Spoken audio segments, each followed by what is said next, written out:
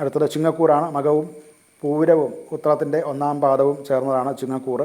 ലഗ്നത്തിലേക്ക് ശുക്രൻ വരുന്നത് അനുകൂലമായിട്ടുള്ള ചില ഫലങ്ങളുണ്ടാക്കും.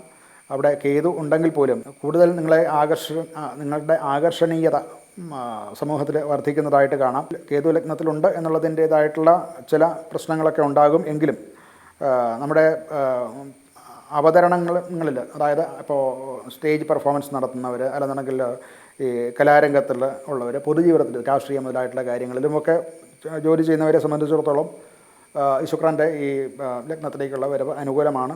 അവിടെ ചില ചതികളോ അല്ലെന്നുണ്ടെങ്കിൽ തെറ്റിദ്ധാരണകളോ ഒക്കെ ഉണ്ടായേക്കാം. കേതു അവിടെ ഉണ്ട് എന്നുള്ളതുകൊണ്ട്.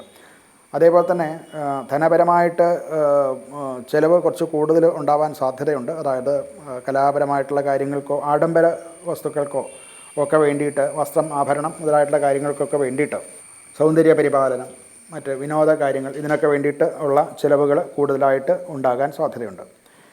പൊതുവേ ആരോഗ്യ മെച്ചം തന്നെയായിരിക്കും. മറ്റേ ഷുഗർ കംപ്ലൈൻ്റ് ഉള്ളവർ കുറച്ചൊന്ന് സൂക്ഷിക്കണം, അത് കൂടാനുള്ള സാധ്യത ഉണ്ട് എന്ന് മനസ്സിലാക്കുന്നു.